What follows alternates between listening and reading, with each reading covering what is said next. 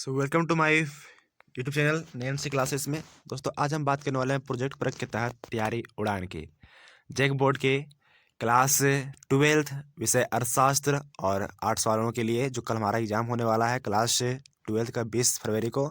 और मैं खुद एक स्टूडेंट हूँ, तो सोचा चलिए थोड़ा आपको भी बता दूँ इकोनॉमिक्स को लेकर के कुछ प्रश्न जो मेरे पास में है। सोचा कि आपको आपके साथ थोड़ा शेयर कर दूँ। तो चलिए आज के वीडियो में हम स्टार्ट करते हैं। चैनल पहली बार आए, चैनल को सब्सक्राइब कर लीजिएगा और बेल आइकन जरूर प्रेस कर लीजिएगा। चलिए आज हमारा जो सब्जेक्ट है हमारा इकोनॉमिक्स है, अर्थशास्त्र, और ये 8 सवालों के लिए इंपॉर्टेंट है। तो चलिए आज का पहला प्रश्न हमारा है कि माइक्रो जिसका अर्थ होता है छोटा, निम्न में से कौन सी भाषा से उद्धत हुए है। तो ये जो हुआ है हमारा ग्रीक भाषा से हुआ है। नेक्स्ट क्वेश्चन नंबर 2 हमारा है, किसके अनुसार अर्थशास्त्र मानव कल्याण का विज्ञान है। तो ये हमारा मार्शल जी के अनुसार अर्थशास्त्र जो मानव कल्याण का विज्ञान है। क्वेश्चन नंबर 3 हमारा है, अर्थव्यवस्था को वर्गीकृत किया जा सकता है। तो पूंजीवादी के रूप में भी क्या करते हैं, बी में समाजवादी के रूप में, और सी मिश्रित के रूप में। तीनों हमारा जो भारतीय अर्थव्यवस्था वो हमारा मिश्रित अर्थव्यवस्था है, तो इसका ऑप्शन रहेगा हमारा इनमें से सभी। क्वेश्चन नंबर 4 हमारा है, उपभोक्ता व्यवहार का अध्ययन किया जाता है। तो उपभोक्ता व्यवहार का अध्ययन करते हैं हम लोग सूक्ष्म व्यष्टि अर्थशास्त्र में। तो छोटे छोटे इकाइयों का उपभोक्ता एक है, इसलिए सूक्ष्म व्यष्टि अर्थशास्त्र में करते हैं। क्वेश्चन नंबर 5 हमारा है, सम सीमांत उपयोगिता नियम के विचार के मूल प्रतिपादक कौन है। तो इसका जो है गोसेन है। गोसेन का एक और प्रथम नियम है सीमांत उपयोगिता ह्रास नियम। तो इसका सही उत्तर जाएगा हमारा बी।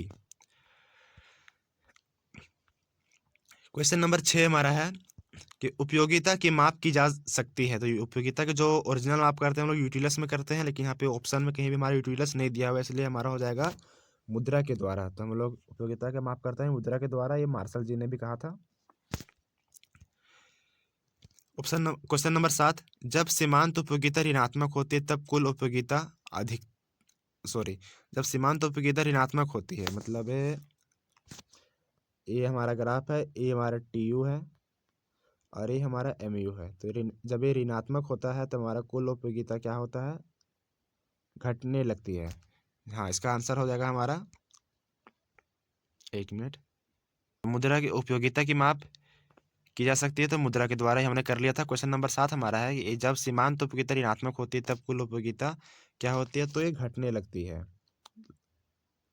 हमारा जो सीमांत कुल उपयोगिता है थोड़ा घटने लगती है। क्वेश्चन नंबर 8 हमारा है, कॉफी के मूल्य में वृद्धि होने से चाय की मांग भी बढ़ेगी। ठीक है, क्योंकि दोनों स्थानापन्न वस्तु हैं। क्वेश्चन नंबर 9 हमारा है,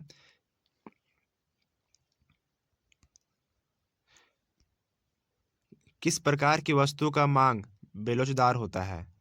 बेलोचदार में दोस्तों हम क्या हो जाएगा, इस तरह से इसका जो ग्राफ बनता है इस प्रकार से बनेगा। बेलोचदार का मतलब कीमत कितना भी बढ़ जाए लेकिन इसका जो डिमांड है वो हमेशा मैनेज ही रहेगा। तो ये हमारा हो जाएगा जीवन की अनिवार्य वस्तुओं की। क्वेश्चन नंबर 10 हमारा है,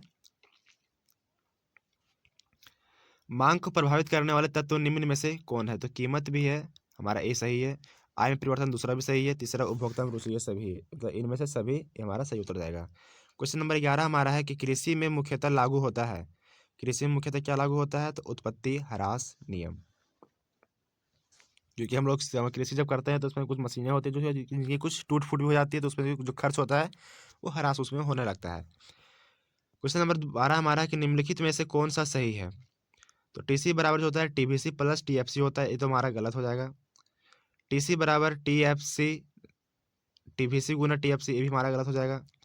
टीवीसी बराबर टीसी माइनस टीएफसी, हाँ हमारा ये सही हो जाएगा। क्वेश्चन नंबर ऑप्शन नंबर 3 हमारा सही है।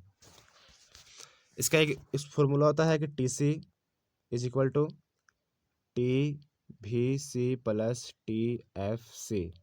आप इसको उलट फेर करके यहाँ वहाँ करके भी इसका फॉर्मूला निकाल सकते हैं। एक फॉर्मूला से 3 फॉर्मूला निकाल सकते हैं। तो चलो क्वेश्चन नंबर हमारा 13, जिस बाजार में ए वक्र एक्स अक्ष के समानांतर होता है।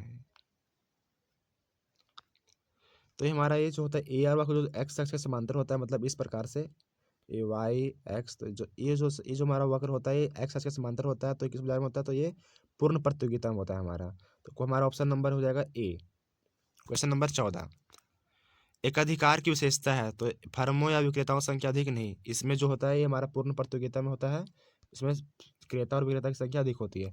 फर्मों का स्वतंत्र परिवेश या छोड़ना, ये भी हमारा पूर्ण प्रतियोगिता विशेषता है, ये दोनों पूर्ण प्रतियोगिता का। यहाँ हमारा पूछा है एकाधिकार की विशेषता, तो एक विक्रेता तथा अधिक क्रेता, हाँ ये हमारा ऑप्शन नंबर सी हमारा सही है। इसमें एक अधिकार में बाजार में एक विक्रेता होता है और अधिक क्रेता होते हैं। 15 नंबर क्वेश्चन हमारा है, किस बाजार में AR बराबर MR होता है, तो ये हमारा हो जाएगा AR बराबर MR, पूर्ण प्रतियोगिता बाजार में। अब यहाँ कंफ्यूज नहीं कीजिएगा, A और B दोनों है, तो बहुत सारे बच्चे यहाँ पे बहुत सारे स्टूडेंट कर देंगे A और B दोनों, लेकिन नहीं, इसमें AR बराबर MR होता है पूर्ण प्रतियोगिता बाजार में। क्वेश्चन नंबर 16 हमारा है, फर्म के संतुलन की प्रथम शर्त क्या होती है, तो MC बराबर MR होना चाहिए, हमारा ऑप्शन नंबर ए सही है। क्वेश्चन नंबर 17 बहुत इंपॉर्टेंट क्वेश्चन हमारा जो आ गया है, the general theory of employment interest and money, ये 2 नंबर क्वेश्चन पूछा जाता है।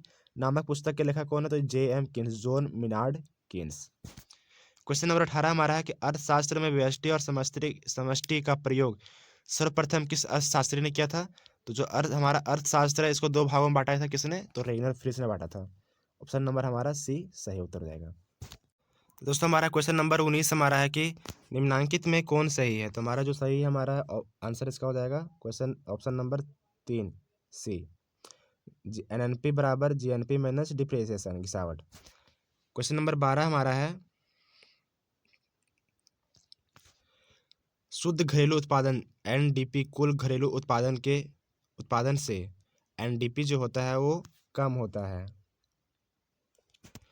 क्वेश्चन नंबर 21 हमारा है कि आपके बैंक खाते में 15 अप्रैल 2024 को 25,000 रुपये है, यह रकम किस संकल्पना का उदाहरण है, तो ये जो हमारा है ये स्टॉक का है। बाद में उसको खत्म करना है हम लोग को निकाल के कभी ना कभी।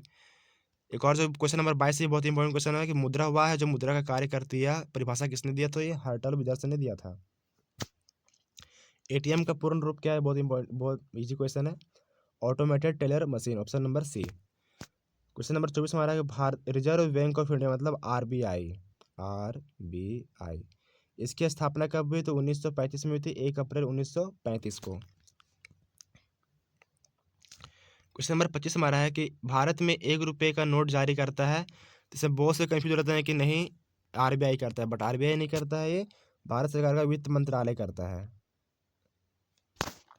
कौन सा कथन सत्य है, तो ये अब आप सबको पता होगा कि MPC बराबर प्लस MPS बराबर 1 होता है, जो 0 से अधिक परंतु 1 से कम होता है, तो इसका हमारा सही जो उत्तर हो जाएगा हमारा कहाँ पे है, question number option number B में। हाँ क्वेश्चन नंबर 27 हमारा है कि भारत में वित्तीय वर्ष की अवधि कब से कब तक मानी जाती है, तो 1 अप्रैल से 31 मार्च तक, option number C. Question number 28 हमारा है, प्रत्यक्ष कर के अंतर्गत निम्न में से किसे शामिल किया जाता है, प्रत्यक्ष मतलब डायरेक्ट टैक्स में, तो उपहार कर भी करते हैं हम लोग, आय कर भी होता है, बिक्री कर नहीं होता है हमारा, तो ये उपहार कर और आय कर दोनों का हमारा ऑप्शन नंबर सही हो जाएगा डी। नेक्स्ट क्वेश्चन नंबर 29, भुगतान संतुलन के अंतर्गत आती है, अज्ञात मंदे तो नहीं आती किसी को हम लोग पता नहीं चलता, दृश्य मंदे आती हैं और अदृश्य मंदे दोनों आती है, तो मतलब ऑप्शन नंबर डी दोनों, अदृश्य मंदे और अदृश्य मंदे। क्वेश्चन नंबर 30 हमारा व्यापार संतुलन के अंतर्गत आता है, प्रत्यक्ष विनियोग नहीं आता, निजी लेन देन एकदम नहीं आता, सरकारी लेन देन एकदम नहीं आता, तो इसमें हो जाएगा हमारा ऑप्शन नंबर डी, वस्तुओं का आयात एवं निर्यात। तो चलिए आज हमने देखा क्वेश्चन नंबर टोटल 30 MCQ जो बहुत इंपॉर्टेंट है, सेट 1 है, और हो सके तो मैं और वीडियो लाने का प्रयास करूंगा बहुत जल्द ही। तो मिलते हैं आपको नेक्स्ट वीडियो में, और आप लोग का बेस्ट ऑफ लक, और मुझे भी आप लोग बेस्ट ऑफ लक जरूर बोलिएगा कि मैं